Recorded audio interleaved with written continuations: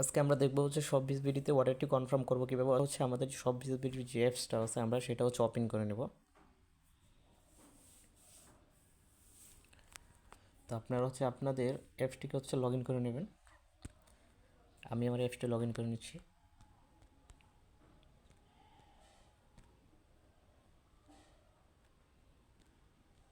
ওকে, তো আমারটা আমি লগ ইন করে নিলাম। লগ ইন করার পর হচ্ছে আপনারা যে প্রোডাক্টটি হচ্ছে অর্ডার করতে চাচ্ছেন, যে প্রোডাক্টটি আপনারা হচ্ছে অর্ডার করবেন সেই প্রোডাক্টটি নিয়ে নেবেন এখান থেকে। তো অর্ডার করার জন্য হচ্ছে আমি এখান থেকে আপনাদের দেখানোর ক্ষেত্রে এখান থেকে একটি প্রোডাক্ট নিয়ে নিচ্ছি। দেখেন এখানে আছে প্রোডাক্ট, আমি প্রোডাক্টে যাব। প্রোডাক্টে যাওয়ার পর আমি এখান থেকে একটি প্রোডাক্ট নিয়ে নেব। যেমন হচ্ছে আমি এই প্রোডাক্টটি নিয়ে নিই, নেওয়ার পর হচ্ছে আমরা এখান থেকে অর্ডার করবো কীভাবে। অর্ডার করার জন্য হচ্ছে দেখেন এই যে এখানে সাইজ দেওয়া আছে, ঠিক আছে, এই যে সাইজ। তো এই সাইজগুলো হচ্ছে আপনার যে সাইজটা হচ্ছে আপনার যত সাইজ ওই সাইজটা এই জায়গায় দিয়ে দিবেন, ঠিক আছে। তো আমি আমার সাইজটা দিয়ে দিলাম এম সাইজ।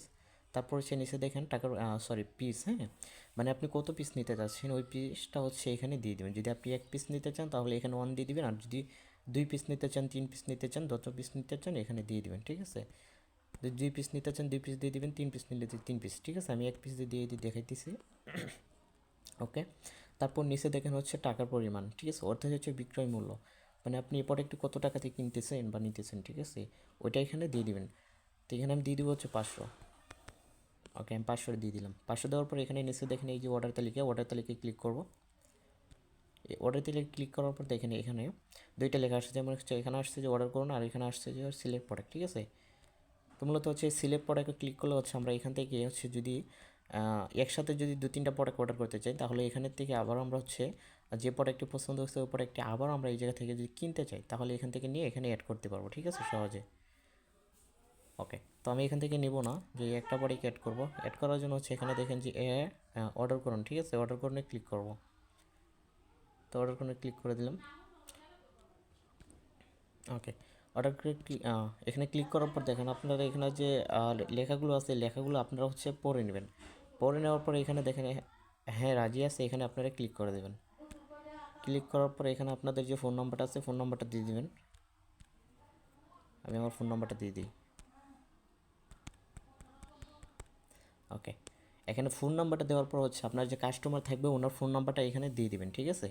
দেওয়ার পরে এখানে আপনি রিপোর্টে চেক করে নেবেন যে কাস্টমার আগে কোনো দিন অর্ডার করছে বা করার পর হচ্ছে আপনার যে করে নেয় কয়টা ডেলিভারি রিসিভ করছে, পার্সেল রিসিভ করছে, কয়টা পার্সেল রিসিভ করে নেয় এখানে শো করবে, ঠিক আছে। আমি একটু দেখি আমারটা, আর এখানে হচ্ছে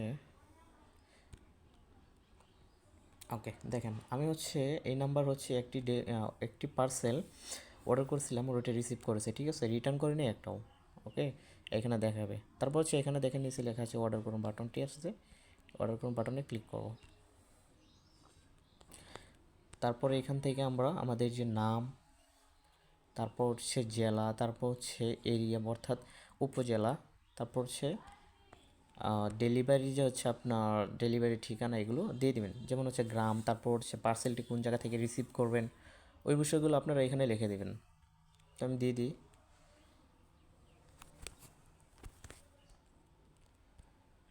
জেলা দিয়ে দিই।